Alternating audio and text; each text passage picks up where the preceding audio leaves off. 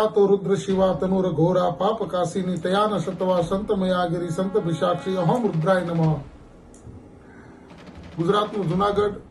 જુનાગઢમાં ગિરનાર જ્યાં દત્ત મહારાજના બેસણામાં અંબાજીના બેસણા છે એવા આ ગિરનારની અંદર દર વર્ષેથી અનંત યુગોથી શિવરાત્રીની ઉજવણી થાય છે।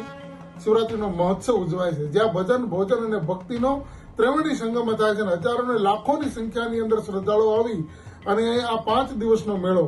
એ મેળામાં ભોજન ભજન અને ભક્તિના ત્રિવેણી સંગમની અંદર સ્નાન કરે છે। ગયા આમ તો દર વખતે શિવરાત્રી ઉજવાય છે પણ ગયા વખતે આપણા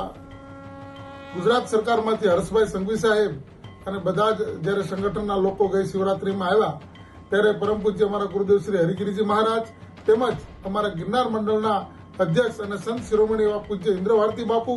અમારી બધાની હાજરીમાં ગયા વખતે એમને એવું કહેલું કે આવો સરસ ઉત્સવ છે શિવોત્સવ, તો આવતા વર્ષે આપણે કંઈક આમાં વિશેષ કરીશું અને એ એમને જે વચન આપીને ગયેલા વચન પાડી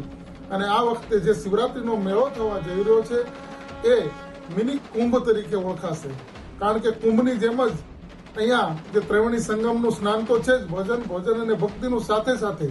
મુર્ગીકુંડની અંદર જે સ્નાન થાય છે એ પણ ખૂબ દિવ્ય અને અલૌકિક સ્નાન છે જેનો મહિમા અપરંગ પાર છે એવું કહેવાય છે। ખુદ મહાદેવ અખિલ બ્રહ્માંડનો માલિક એમાં સ્નાન કરવા આવે છે। તો આવો 11મી ફેબ્રુઆરીથી લઈ અને 15મી ફેબ્રુઆરી સુધી આ આપણો શિવરાત્રીનો શિવ મહોત્સવ અને શિવરાત્રીનો શિવનો ઉત્સવ એટલે શિવરાત્રી ઉજવાશે, જેમાં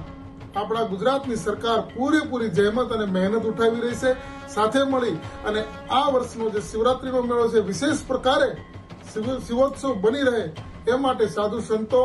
અને રાજસત્તા સાથે મળી અને તમામ શ્રદ્ધાળુઓ માટે વિશેષ પ્રકારની કાર્યક્રમો અને વિશેષ પ્રકારની સુવિધાઓનું નિર્માણ કરી આવનારા ભક્તો છે એ ભક્તિમાં તરબોળ થઈ જાય એ પ્રકારની એક સુંદર વ્યવસ્થા કરવા જઈ રહ્યા છે। તો આવો જુનાગઢ ગરવા ગિરનારની તળેટીમાં આપ બધાનું હાર્દિક સ્વાગત છે।